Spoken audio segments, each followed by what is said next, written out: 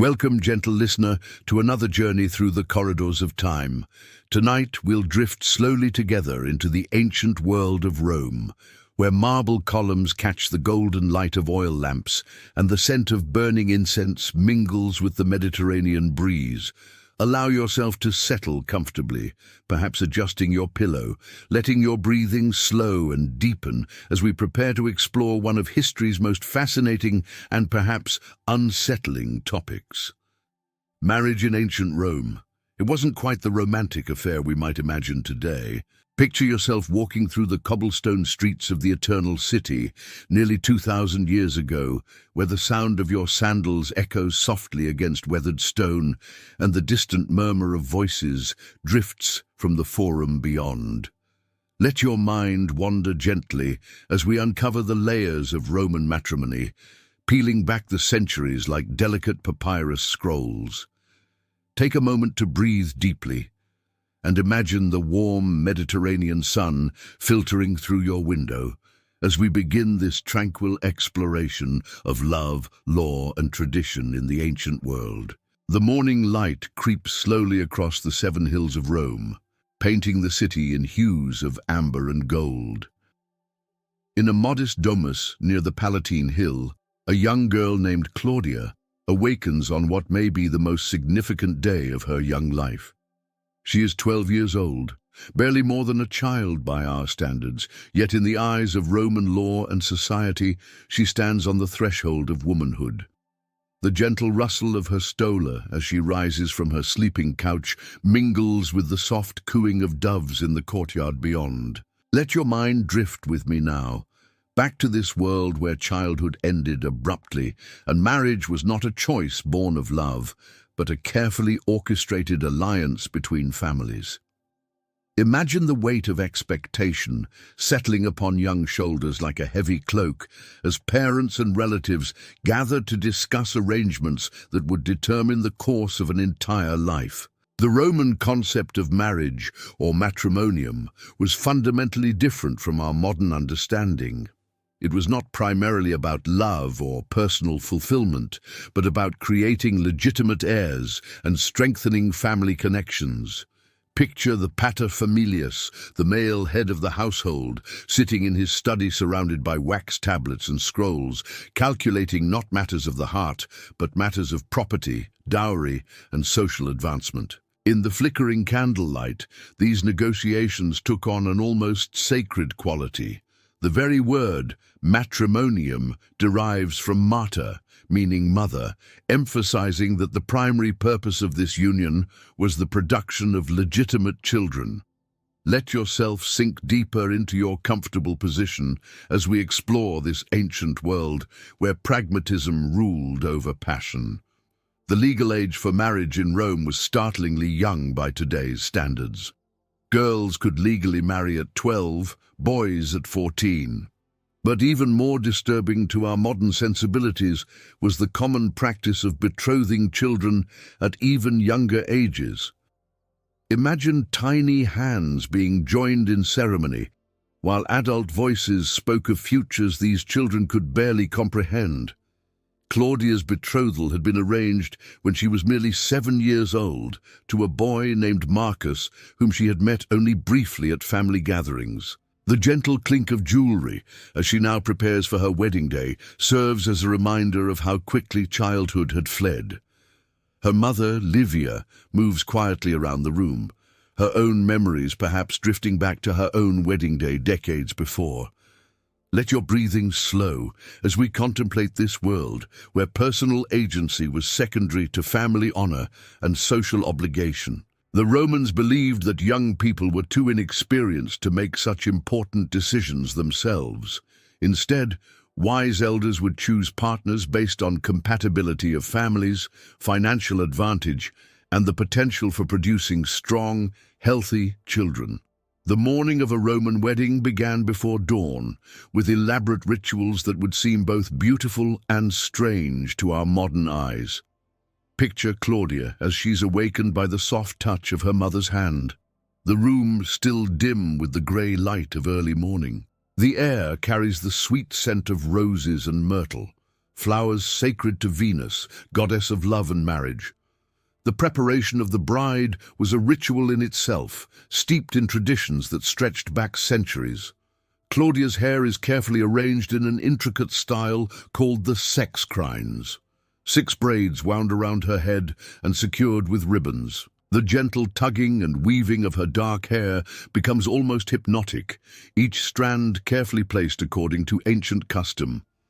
This hairstyle was meant to honor the Vestal Virgins, those sacred priestesses who tended the eternal flame of Rome. As skilled hands work through her hair, imagine the weight of tradition settling upon this young girl's shoulders. The tutulus, a cone-shaped headdress, is placed carefully atop her elaborate braids, while a flame-colored veil called the flammeum drapes softly over her head and shoulders. The rich orange fabric catches the growing morning light, creating an almost ethereal glow around her youthful face. The bride's tunic, or tunica recta, was woven in a special way on an archaic type of loom, connecting her to generations of Roman women who had worn similar garments on their wedding days. Picture the soft wool against her skin, dyed in pure white and secured at the waist with a woolen belt tied in the knot of Hercules, a knot so complex that only her new husband would be able to untie it on their wedding night. But perhaps most poignant was the moment when Claudia would sacrifice her childhood toys to the household gods. In a quiet ceremony, witnessed only by her family, she places her beloved doll, carved from ivory and dressed in miniature stola, upon the altar. The gentle crackling of the sacred fire seems to whisper farewell to childhood as the flames consume these innocent treasures. Let yourself drift through these intimate aspects of Roman life, where public virtue and private desire created tensions that individuals navigated with varying degrees of success and happiness. The role of marriage in Roman politics cannot be understated, as matrimonial alliances often determined the fate of the empire itself. Political marriages were carefully calculated moves in a complex game where personal relationships and state policy intertwined in ways that would seem extraordinary to modern observers. Consider the marriage of Julius Caesar's daughter Julia to Pompey the Great, a union designed to cement the political alliance between these two powerful men. Picture the wedding ceremony, where every guest understood that they were witnessing not just a personal celebration, but a moment that might determine the future of the Roman world. The young bride, barely out of childhood, carried the weight of her father's ambitions as she walked toward her much older husband.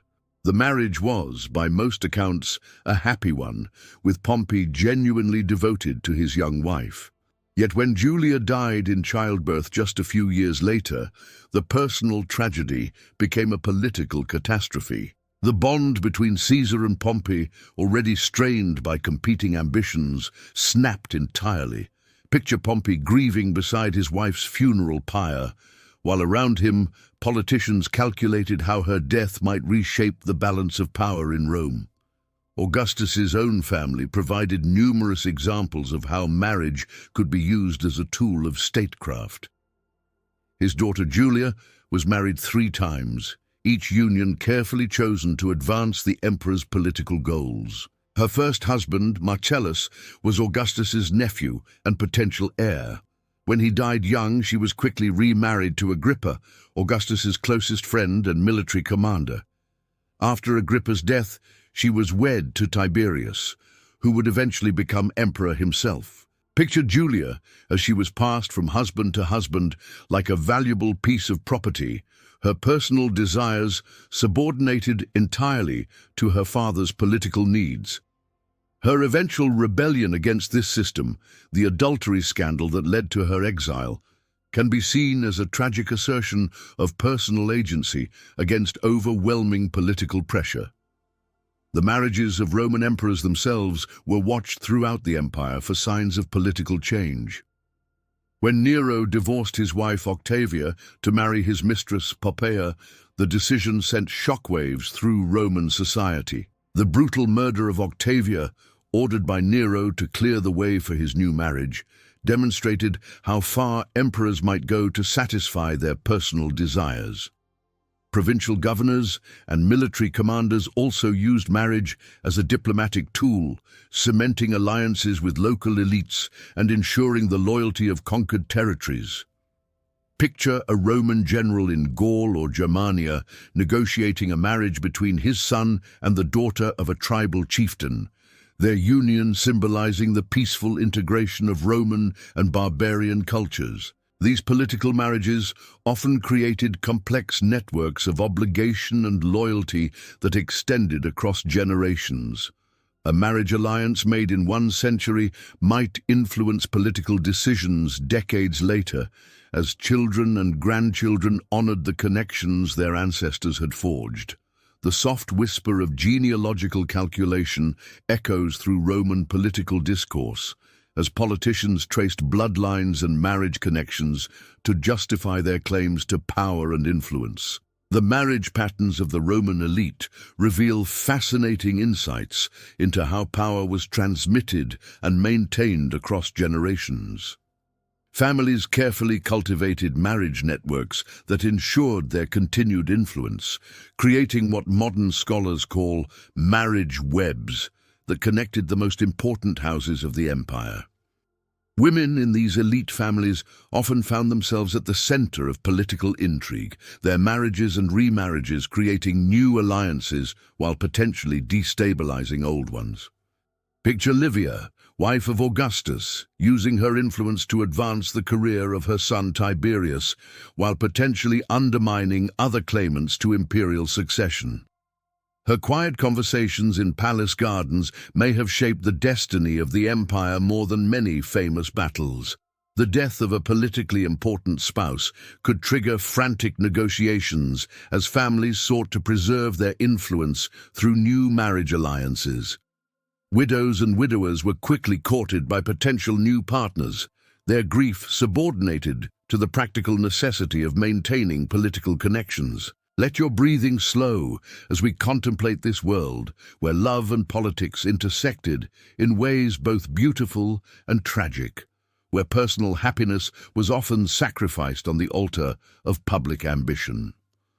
The regional variations in Roman marriage customs reveal the empire's remarkable cultural diversity, as local traditions blended with Roman law to create unique hybrid practices. In the far-flung provinces of the empire, Roman colonists and native populations developed marriage customs that reflected their complex cultural heritage. In Roman Egypt, for example, the ancient Egyptian practice of sibling marriage continued among some families, though it was generally restricted to the royal house and a few elite families.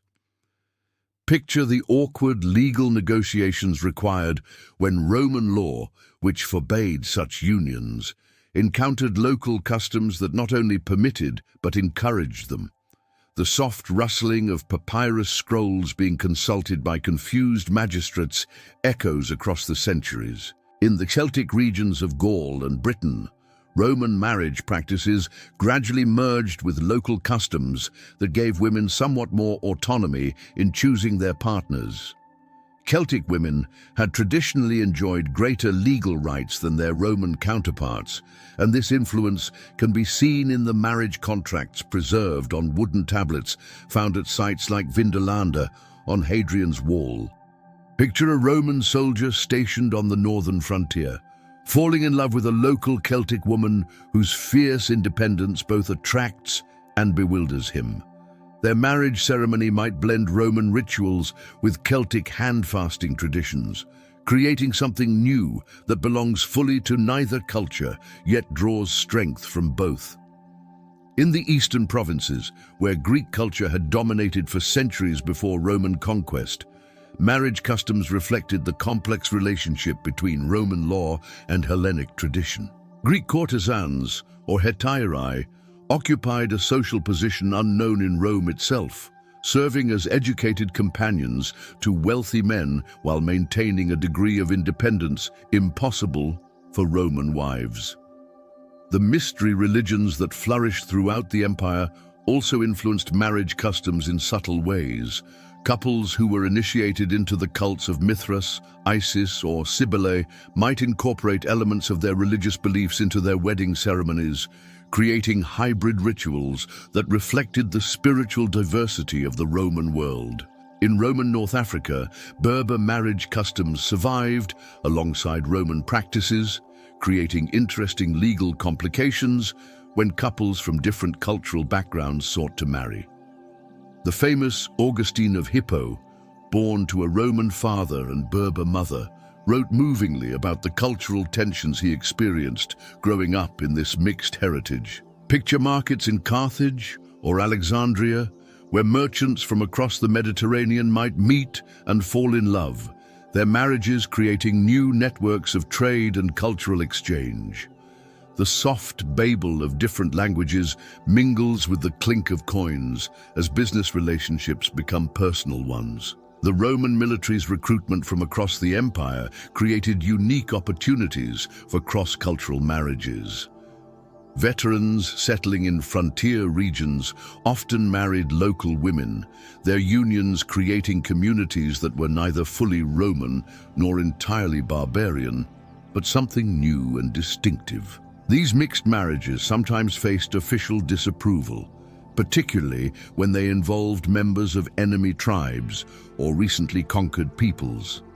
Yet the practical needs of administration and the natural human tendency toward assimilation often overcame official prejudices, creating the cultural synthesis that would eventually transform the Roman Empire. The children of these intercultural marriages faced their own unique challenges, navigating between different cultural expectations and legal systems. Some became bridges between Roman and provincial cultures, serving as translators, diplomats, and cultural mediators. Others struggled with questions of identity and belonging that would resonate across centuries. Let yourself imagine these frontier communities, where Roman law met local custom in the intimate setting of family life, creating new forms of human relationship that would outlast the empire itself. The dissolution of Roman marriages reveals as much about the society's values as their formation. Divorce, while legally simple, carried complex social and economic consequences that varied dramatically depending on gender, social class, and the specific circumstances of the separation. Roman men could divorce their wives for various reasons, from adultery and infertility to more trivial offenses like drinking wine or appearing in public without a veil. The ease of divorce for men reflected their dominant position in Roman society, where marriage was seen primarily as serving male interests in producing legitimate heirs and managing household affairs. Picture a Roman husband composing the brief formula that would end his marriage: tuas res tibi habeto. Keep your things for yourself. These few words, spoken in the presence of witnesses or delivered in writing, could dissolve unions that had lasted decades and produced multiple children. The emotional devastation such casual divorce might cause was rarely considered in legal discussions. Women faced much greater difficulties in obtaining divorce, as they lacked the legal authority to initiate proceedings independently. A woman seeking divorce typically needed her father's support, and even then might face strong social pressure to remain in an unhappy marriage. The rare cases where women successfully divorced abusive or unfaithful husbands often became celebrated examples that inspired other women in similar circumstances. The economic consequences of divorce were often severe, particularly for women. While the law theoretically guaranteed the return of dowries, practical reality was often different. Husbands might claim that dowry property had been spent on household expenses or invested in failing ventures, leaving ex-wives impoverished and dependent on family charity. Children almost always remained with their fathers after divorce, as Roman law gave paternal authority precedence over maternal affection. Picture the heartbreak of mothers forced to leave their children behind, their final kisses lingering in marble courtyards as they departed for uncertain futures. Some mothers never saw their children again, while others maintained clandestine contact through sympathetic slaves or relatives. The social stigma attached to divorce varied considerably depending on circumstances and gender. Men who divorced unfaithful wives were often praised for defending their honor, while those who divorced for trivial reasons might face criticism from friends and family. Women who were divorced, regardless of the reason, faced lifelong questions about their character and suitability as marriage partners. Remarriage patterns after divorce reveal interesting aspects of Roman social structure.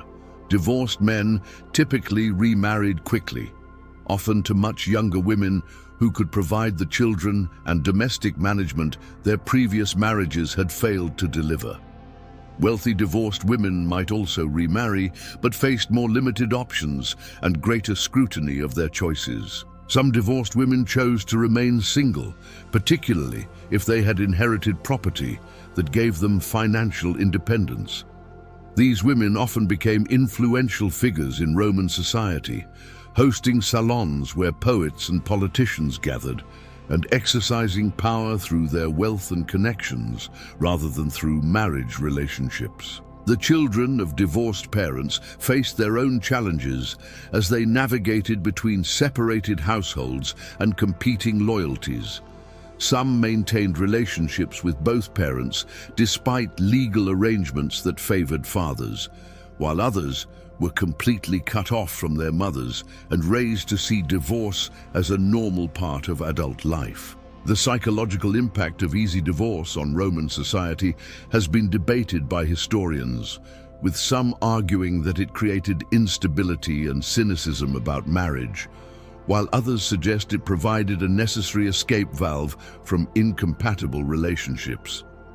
The letters and literature of the period provide glimpses of both perspectives, showing individuals who welcomed divorce as liberation and others who mourned it as social decay. Religious attitudes toward divorce were complex and sometimes contradictory. Traditional Roman religion placed little emphasis on the permanence of marriage, viewing it primarily as a civil contract that could be dissolved when it no longer served its purpose.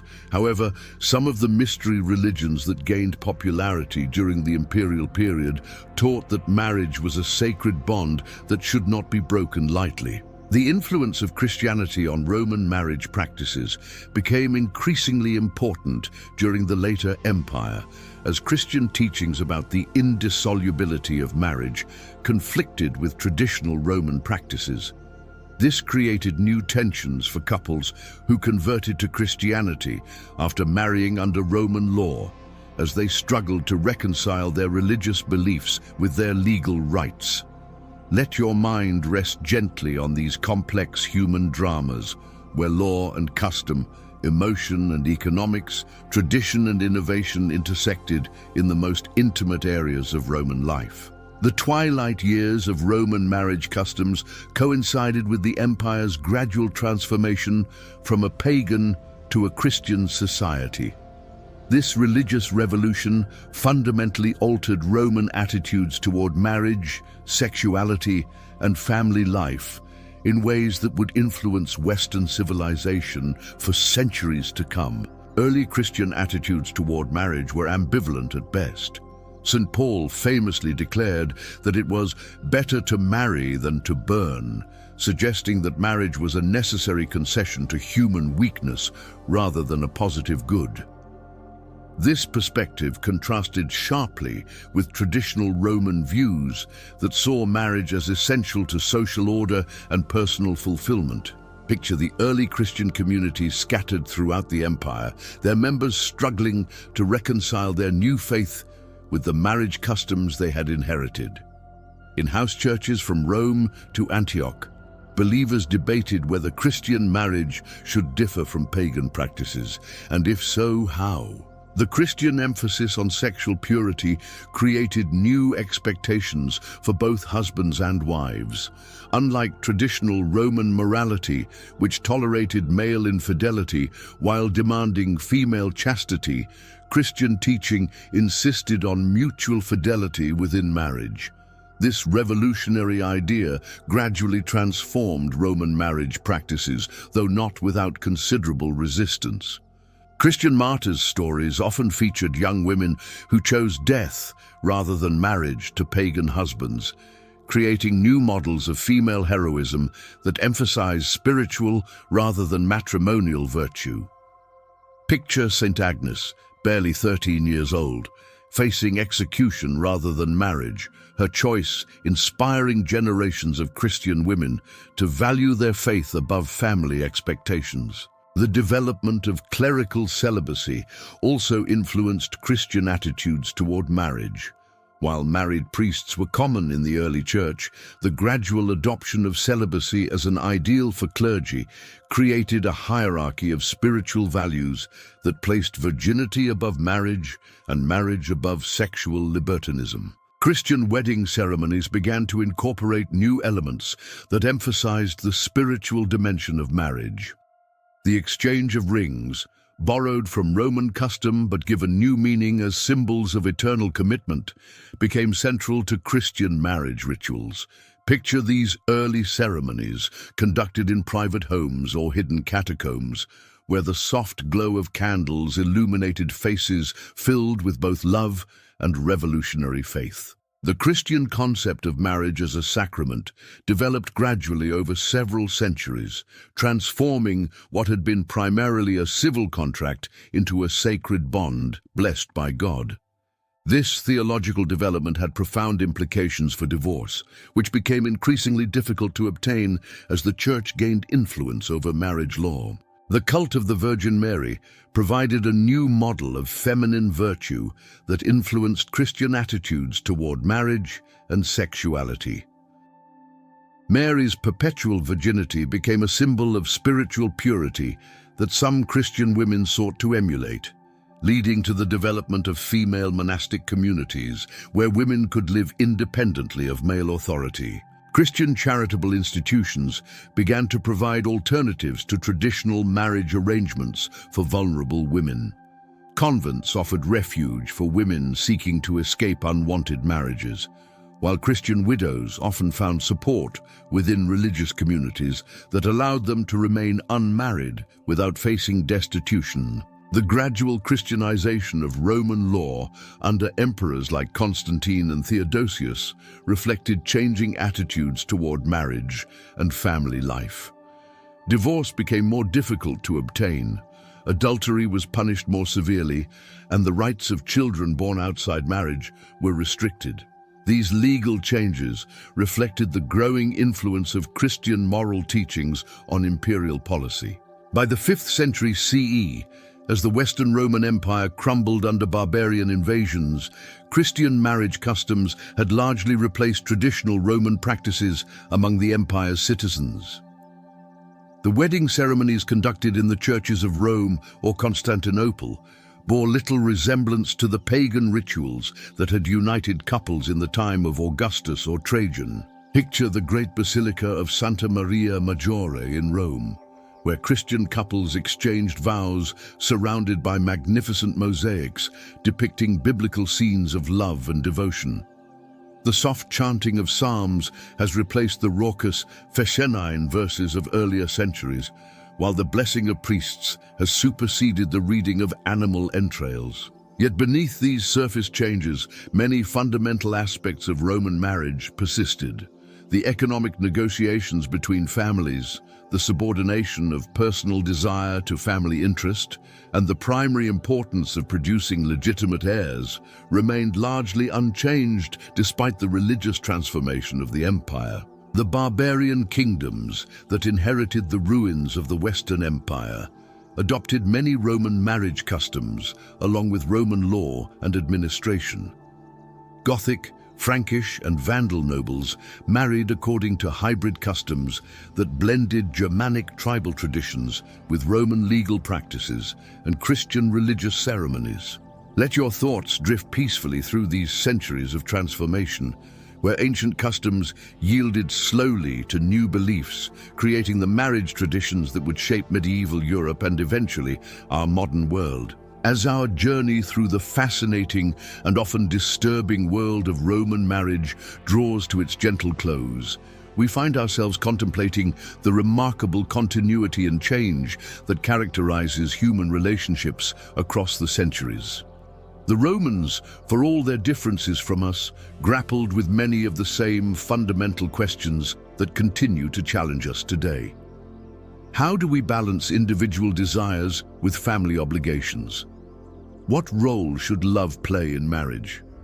How do we create stable relationships in an uncertain world?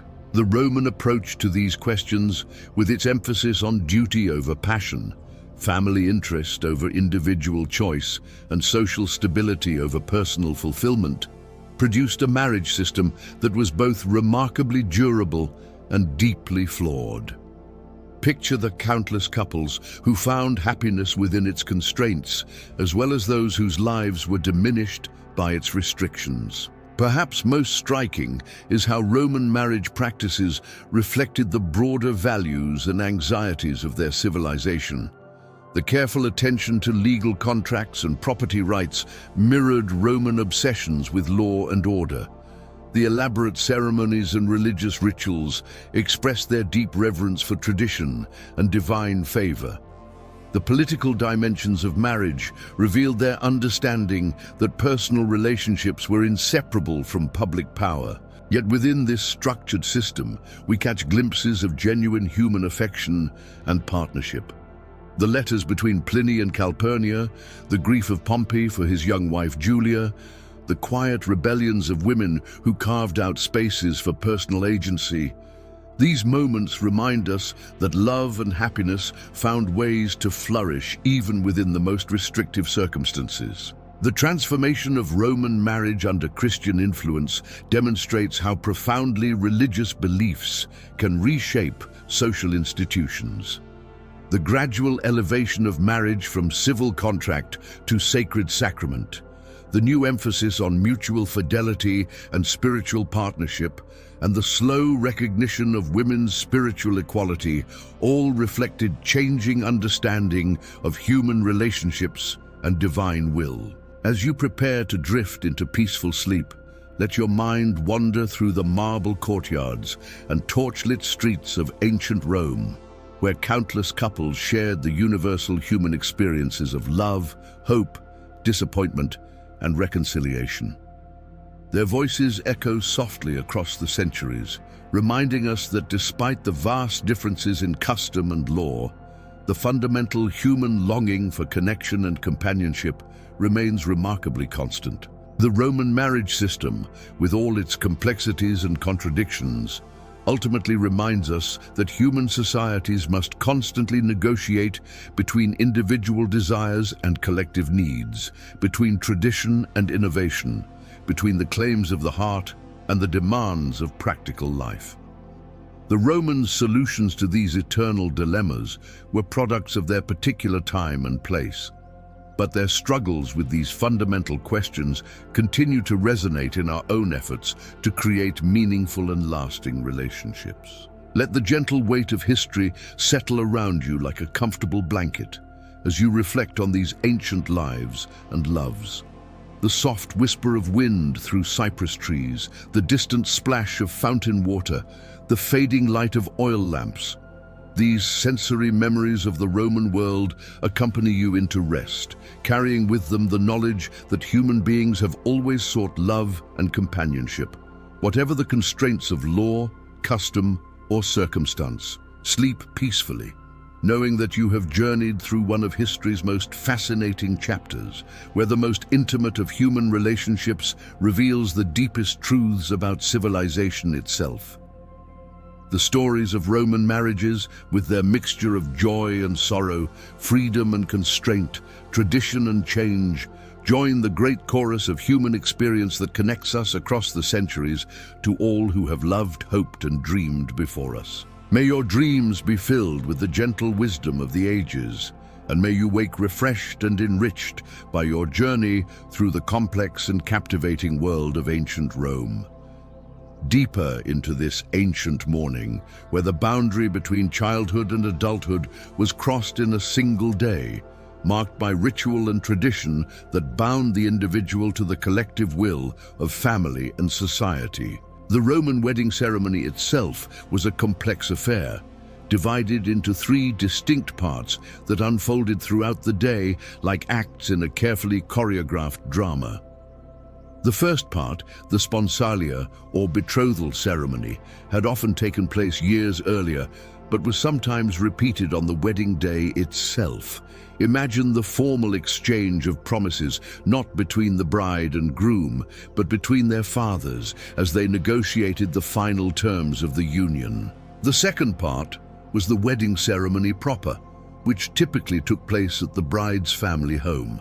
Picture the atrium of a prosperous Roman house, its marble floors reflecting the soft light of oil lamps, while family members and friends gather in their finest attire.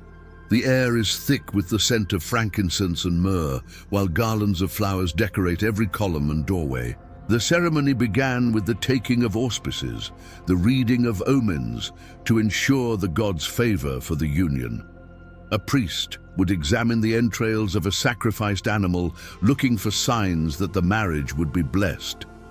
In our peaceful contemplation, we can almost hear the gentle murmur of prayers and the soft rustle of silk as guests lean forward to witness these ancient rituals. The central moment of the ceremony was the joining of right hands, the dextrarum junctio, performed in the presence of at least 10 witnesses. Picture Claudia's small hand placed gently in Marcus's larger one, their fingers intertwining as the priest speaks the sacred words.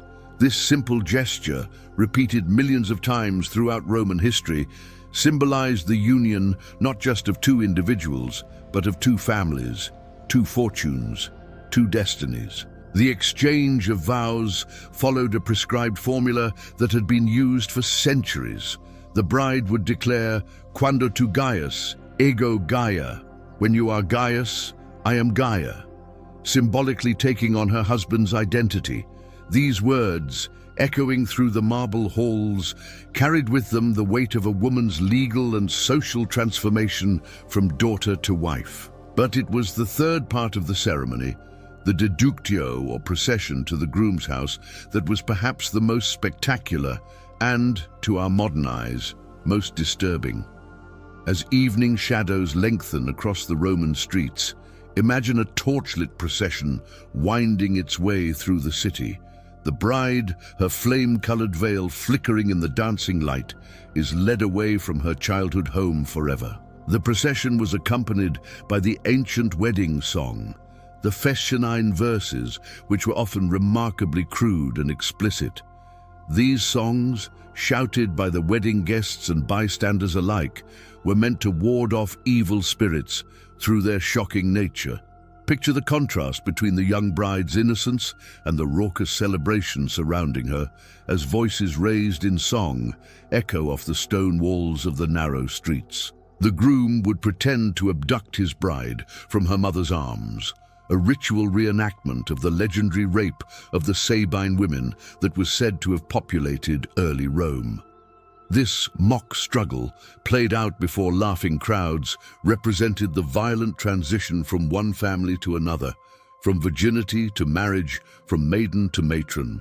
As the procession reaches the groom's house, the bride must be carried across the threshold, never to set foot in her new home of her own accord.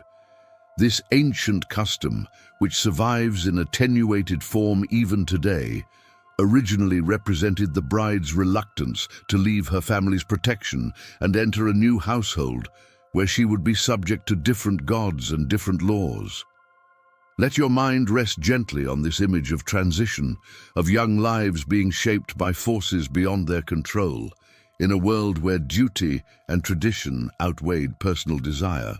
The morning after the wedding brought new realities for the young Roman bride. Picture Claudia awakening in unfamiliar surroundings, sunlight streaming through windows that frame a different view, the sounds and smells of a new household slowly penetrating her consciousness. The soft rustle of servants beginning their daily tasks mingles with the distant sound of her new husband's voice as he conducts his morning business. Her legal status had changed overnight in ways that were both subtle and profound. Under Roman law, there were two types of marriage, cum manu and sine manu. In a cum manu marriage, the bride passed from her father's authority directly into her husband's, becoming legally equivalent to his daughter rather than his wife.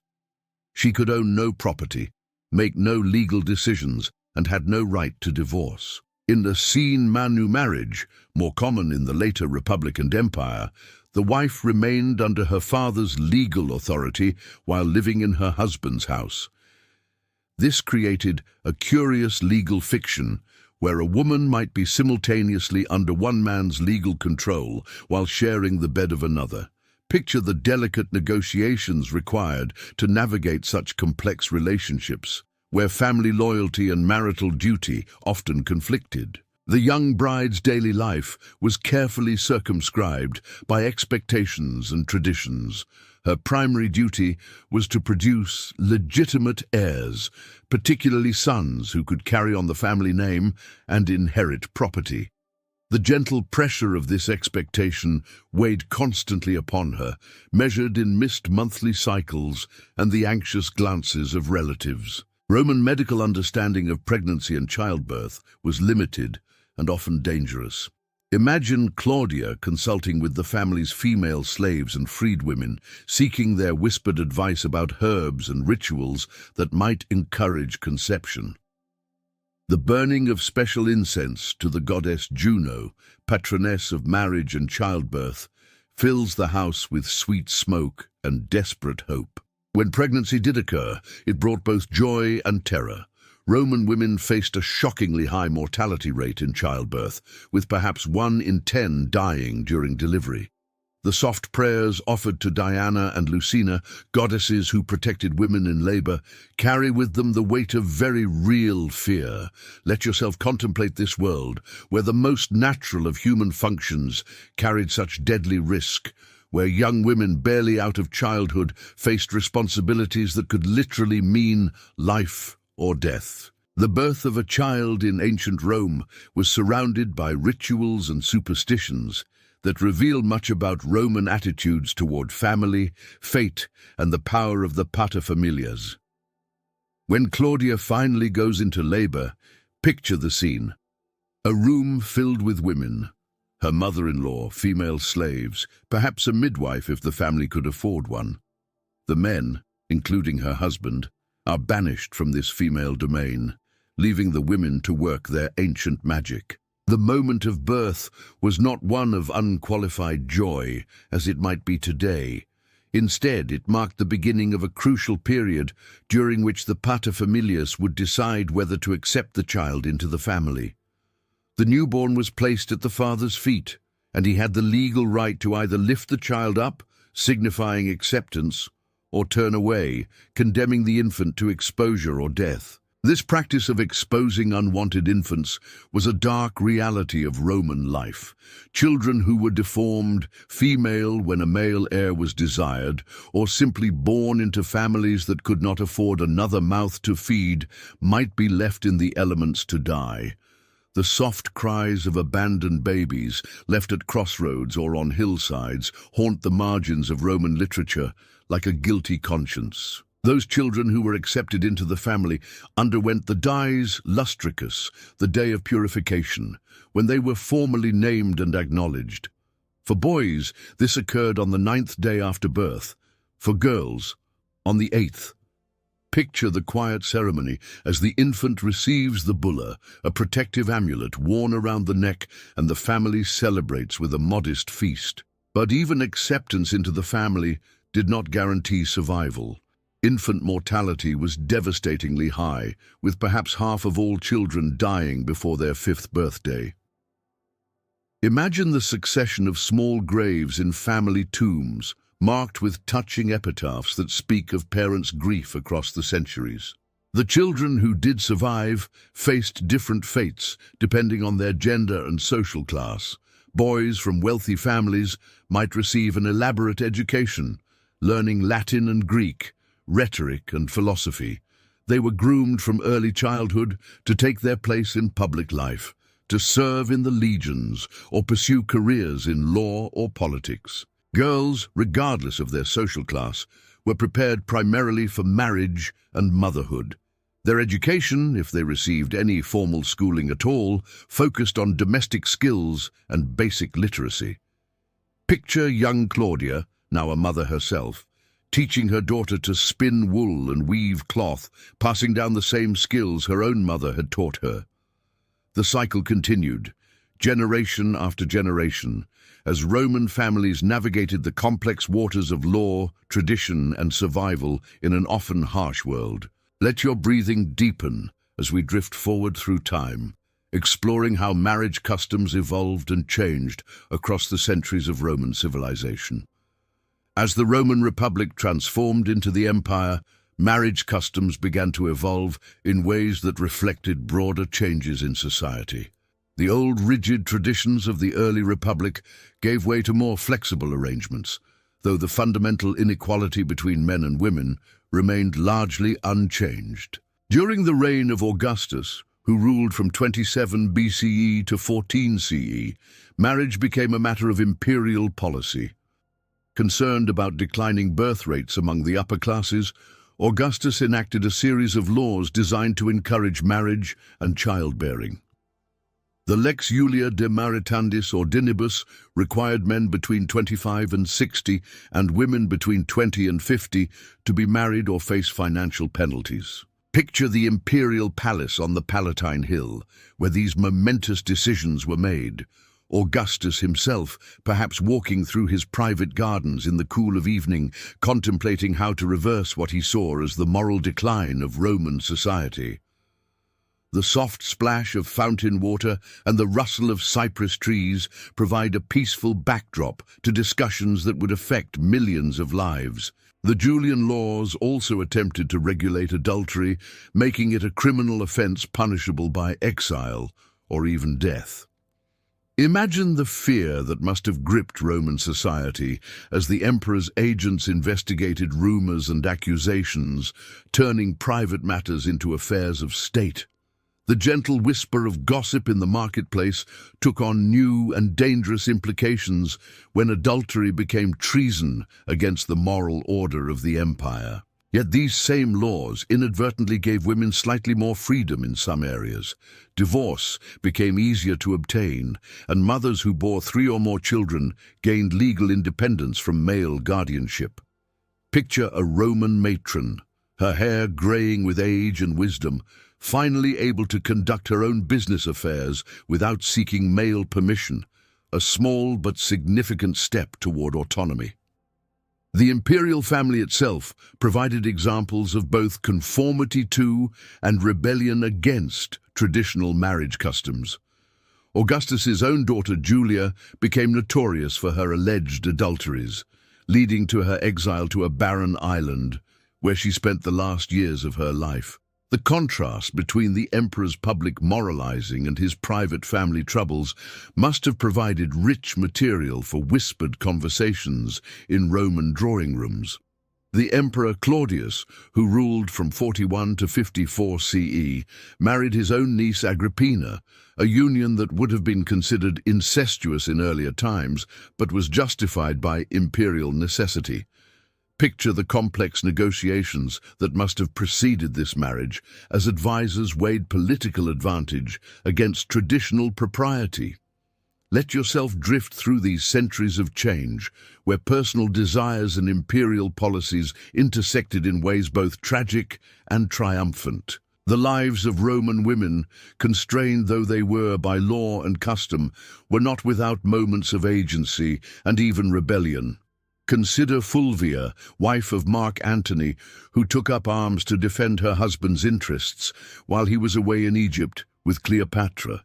Picture this remarkable woman, sword in hand, leading troops against Octavian's forces, a sight that would have shocked traditional Romans to their core. Or think of Pliny the Younger's wife Calpurnia, whose loving marriage is documented in his letters. Their relationship, based on genuine affection and mutual respect, shows that even within the constraints of Roman society, some couples found ways to create partnerships of true intimacy. Imagine them in their villa beside Lake Como, reading poetry together in the fading afternoon light, their quiet contentment a rebuke to those who claimed that love had no place in Roman marriage. These glimpses of individual happiness within the broader system remind us that even in societies that seem alien to our values, human nature found ways to express itself. The soft laughter of couples who genuinely cared for each other echoes through the centuries, a testament to love's persistence in even the most restrictive circumstances. Roman literature is filled with examples of women who defied expectations, though often at great cost. Ovid's Art of Love, while ostensibly a guide to seduction, actually provides a detailed picture of Roman women exercising choice and agency in their relationships. The poet's exile to the Black Sea, supposedly for this work's corrupting influence, suggests that such freedoms were viewed as threatening to the social order. In the quiet moments between public duties and social obligations, Roman women created spaces for themselves where they could exercise some measure of control over their destinies. The cult of Bona Dea, from which men were strictly excluded, provided a forum where women could gather, share concerns, and perhaps plot small rebellions against the constraints of their daily lives. Picture these gatherings in the soft light of oil lamps, women of all social classes coming together in rare solidarity. Their hushed conversations, protected by religious sanction, created a parallel world where different values and different dreams might be shared and nurtured. The divorce process in Rome reveals much about the nature of marriage in the ancient world. Unlike modern divorce, which often involves complex legal proceedings and emotional trauma, Roman divorce could be remarkably simple, at least from a legal standpoint. Either spouse could end the marriage by declaring their intention to do so, though the social and economic consequences could be severe. Picture Marcus, now middle-aged and successful, sitting in his study as he composes the brief letter that would end his marriage to Claudia. The scratching of stylus on wax tablet sounds unnaturally loud in the quiet room as he writes the traditional formula, "Take your things and go." These 5 words, "tuas res tibi habeto," could dissolve a union that had lasted decades and produced several children. For women, divorce often meant a return to their father's house, if he was still alive, or dependence on the charity of relatives. The dowry that had accompanied them into marriage would theoretically be returned, but legal battles over property could drag on for years. Imagine Claudia, now in her 30s with children to protect, facing an uncertain future as she packs her belongings and prepares to leave the only adult home she has known. The children of divorced parents faced their own challenges. Roman law gave custody automatically to the father, who could deny the mother access to her children if he chose. Picture the heartbreak of mothers forced to leave their children behind, their tearful farewells echoing in marble courtyards as they departed for new and uncertain lives. Yet divorce also offered an escape from abusive or incompatible marriages. Some Roman women, particularly wealthy widows and divorcees, managed to achieve a measure of independence that would have been impossible within marriage. They could conduct business, own property, and even choose their own lovers, freedoms that came at the cost of social respectability but provided genuine autonomy. The remarriage patterns of divorced Romans reveal interesting aspects of their society. Men typically remarried quickly, often to much younger women who could provide the children and domestic management they required. Women's remarriage prospects depended largely on their age, wealth, and social connections, with older women often finding it difficult to secure new husbands. Let your mind rest on these complex negotiations between personal desire and social necessity, where individuals struggled to find happiness within systems designed primarily to serve family and state rather than individual fulfillment. The religious aspects of Roman marriage provide fascinating insights into how the ancient world understood the relationship between the human and divine realms. Marriage was not merely a civil contract, but a sacred bond, witnessed and blessed by the gods. The elaborate rituals surrounding Roman weddings were designed to ensure divine favor and protection for the new union. Juno, queen of the gods and protector of women, held special significance in Roman marriage ceremonies. Picture her temple on the Capitoline Hill, where brides would come to offer prayers and sacrifices before their weddings. The soft cooing of the sacred geese that lived in her temple precinct mingles with the whispered prayers of young women seeking her blessing on their future happiness. The god Hymen, borrowed from Greek mythology, was invoked during wedding processions with songs and chants designed to ensure fertility and marital harmony. These hymns, some beautiful and some startlingly explicit, filled the evening air as wedding parties made their way through Roman streets. The contrast between sacred invocation and earthly celebration reflects the Romans' practical approach to religion. Household gods played an equally important role in Roman marriage. When a bride entered her new home, she participated in ceremonies designed to introduce her to the family's lares and penates, the protective spirits who watched over the household. Picture Claudia placing her first offering on the family altar, the sweet smoke of burning incense carrying her prayers up to gods she was only beginning to know. The hearth goddess Vesta held particular significance for married women. As keeper of the sacred flame that must never be extinguished, she symbolized the continuity and stability that marriages were meant to provide. Roman wives were responsible for maintaining their household fires, a duty that connected them to this most ancient and revered goddess. Private religious observances within marriage often centered around fertility and protection.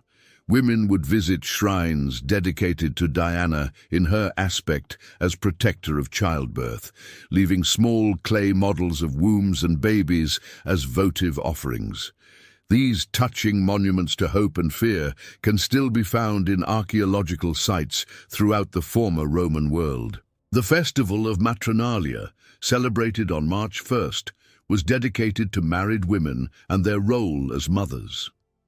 On this day, husbands were expected to give gifts to their wives, while the women prayed for harmony in their marriages and the health of their children. Picture Roman matrons dressed in their finest clothes, visiting temples and sharing festive meals, a rare day when their contributions to society were officially recognized and celebrated. Let yourself drift through these layers of ritual and belief, where the spiritual and practical aspects of marriage were inextricably intertwined, creating bonds that were meant to last not just for life, but for eternity. The economic aspects of Roman marriage were every bit as important as the emotional or religious dimensions, if not more so. Marriage was fundamentally an economic transaction designed to consolidate wealth, create useful alliances, and ensure the orderly transfer of property between generations. The dowry system lay at the heart of these economic arrangements. Picture a Roman father consulting with his accountant, scrolls spread across his desk as they calculate the precise value of his daughter's dowry. The soft scratch of stylus on wax mingles with the distant sounds of the city as they weigh gold coins, assess the value of land holdings, and inventory household goods. A typical dowry might include money, jewelry, clothing, household slaves, and sometimes even land or business interests.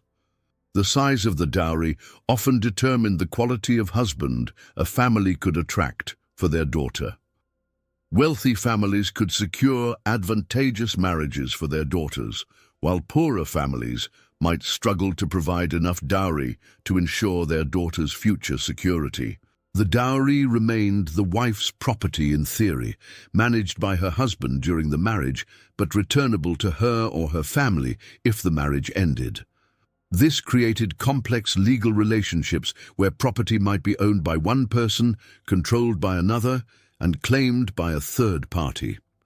Picture the careful negotiations required when marriages dissolved, as lawyers and family members debated the return of dowries that might have been invested, spent, or lost over years or decades. For many Roman families, the dowry represented a crushing financial burden. Fathers might go into debt to provide adequate dowries for multiple daughters, while families with many daughters and few sons faced potential economic ruin.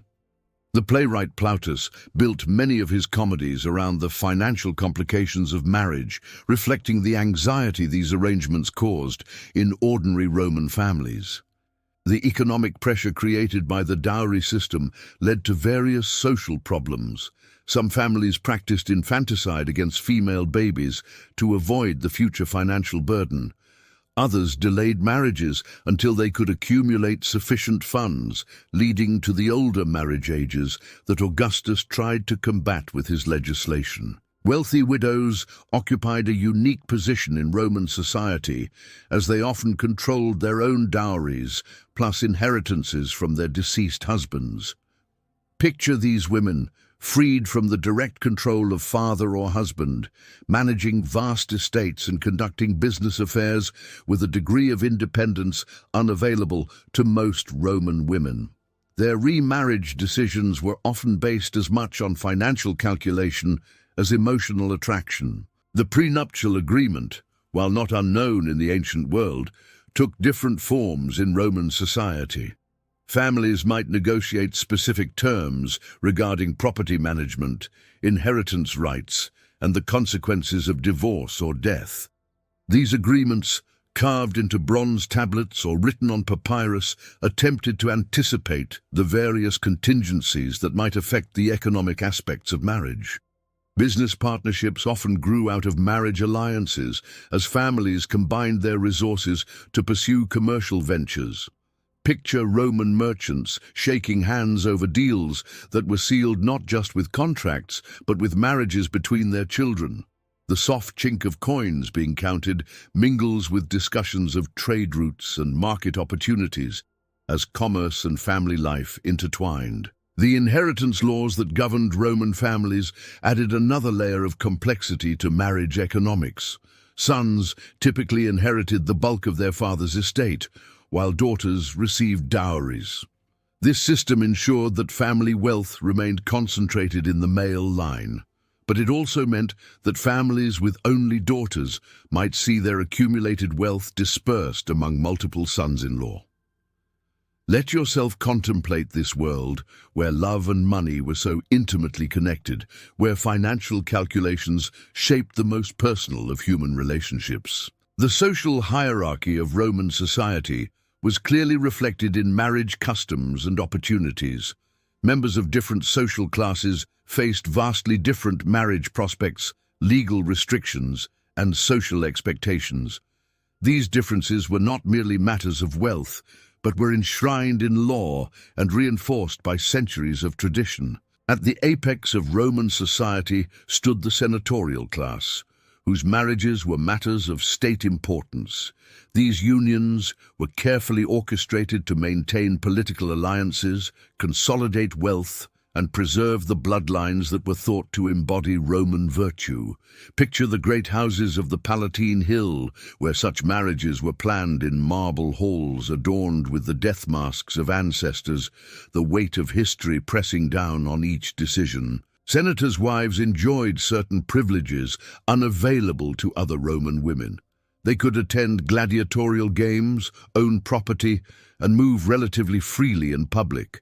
Yet they also faced greater scrutiny, as their behavior reflected not just on their families, but on the empire itself. The empress herself set the tone for acceptable conduct among aristocratic women, her every action observed and imitated throughout the provinces. The equestrian class, Rome's wealthy business elite, developed different marriage patterns that reflected their commercial interests. These families were often more flexible in their alliance building, willing to marry across regional boundaries if it served their business needs. Picture a wealthy merchant family in Gaul negotiating a marriage with Spanish traders, their union symbolizing the economic integration of the empire. Below the aristocracy, the ordinary citizens of Rome, the plebs, faced their own set of marriage customs and constraints. These families had less wealth to negotiate with, but also fewer legal restrictions on their choices. A plebeian craftsman might marry the daughter of another artisan based on genuine affection as much as economic advantage, though practical considerations still played a major role. The marriage ceremonies of ordinary Romans were simpler affairs than the elaborate spectacles of the elite. Picture a modest wedding in the Subura, Rome's working-class district, where the bride's flame-colored veil is borrowed from a neighbor, and the wedding feast consists of bread, wine, and whatever delicacies the family can afford. The joy in these celebrations was no less genuine for being less ostentatious. Slaves, who made up perhaps a third of Rome's population, faced the most restrictive marriage conditions. They could not legally marry at all, though they were permitted to form relationships called contubernium that were recognized informally. Picture these unions, blessed by no law but sustained by genuine affection, as enslaved couples created families within the constraints imposed by their masters. The children of slave unions were automatically enslaved themselves, belonging to their mother's owner, regardless of their father's status. This system created tragic situations where families could be separated at will, sold to different masters, or torn apart by the financial needs of their owners. The soft weeping of separated families echoes through the historical record, a reminder of the human cost of Rome's economic system. Freedmen and freedwomen, former slaves who had gained their liberty, occupied an ambiguous position in Roman marriage law. They could legally marry, but faced restrictions on whom they could wed. A freedwoman could not marry her former master without his consent, and the children of such unions faced various legal disabilities. The marriages of freed people often reflected their determination to create stable families after the chaos of slavery. Picture former slaves exchanging vows with particular intensity, their freedom to choose their partners making their unions especially precious.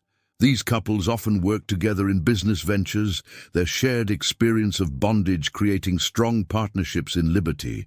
Military marriages presented another complex category within Roman society. Common soldiers were forbidden to marry during their terms of service, though they often formed unofficial relationships that were recognized after retirement. Picture a veteran legionnaire, his 25 years of service complete, finally able to marry the woman who had waited for him, their delayed happiness made sweeter by long patience. Officers faced fewer restrictions and could often arrange marriages that advanced their careers. A young tribune might marry the daughter of his commanding general, their union cementing military alliances that could shape the fate of provinces. These marriages combined personal attraction with professional advancement in ways that were accepted as natural by Roman society. Let your mind wander through these various levels of Roman society, where social status determined not just wealth and opportunity, but the very nature of love itself. The Roman understanding of sexuality within marriage was complex and often contradictory, reflecting broader tensions within their society between public morality and private desire. The expectations placed on husbands and wives differed dramatically, creating a system of sexual double standards that persisted throughout Roman history. Roman men were expected to be sexually active and dominant, but within certain prescribed limits. A married man could have sexual relationships with slaves, prostitutes, and unmarried women of lower social status without legal consequences. However, adultery with married women of his own class was considered a serious crime, punishable by exile or death under Augustus's moral legislation. Picture a Roman husband in the privacy of his study, perhaps reading one of Ovid's love poems while considering his various romantic options. The soft flickering of oil lamps illuminates scrolls that celebrate both marital virtue and extramarital adventure, reflecting the contradictions inherent in Roman sexual morality. Women faced much stricter expectations. A Roman wife was expected to be sexually faithful to her husband from the moment of marriage until his death. Any deviation from this standard could result in divorce, loss of dowry, and social disgrace. The chastity of wives was considered essential to ensuring the legitimacy of heirs and maintaining family honor. The sexual education of young Roman women was minimal and often frightening.